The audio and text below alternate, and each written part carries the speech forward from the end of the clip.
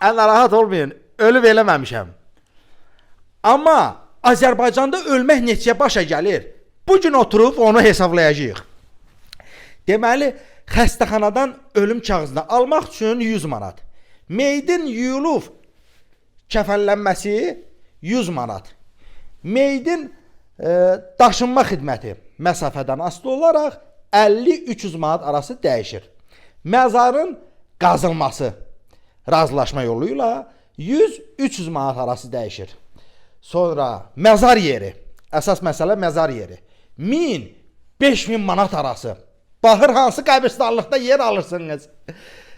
Məzar daşı 1000-4000 arası dəyişir. Molla pulu 100-300 manat arası. Ölünün ehsanı 1-i, 3-ü, 7-si, 40-ı.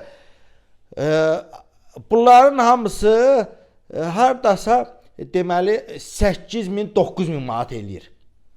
Ümumi bir adamın ölümü hardasa 18000-20000 arası dəyişir. İndi siz mənə deyin görüm. Azərbaycanda ölmək yaxşıdır, yoxsa yaşamaq? Hansı sərf eləyir? Ölmək, yoxsa yaşamaq? Bu nədir? Tualet kağızını mənim təpəmə kim bağlayıb? Bu nədir? Mən Azərbaycanda ölməyəcəm. Çünki Azərbaycan günü-gündən səhlənir. Burada insanlar ölmür. Burada insanlar ölü-ölü gəzir.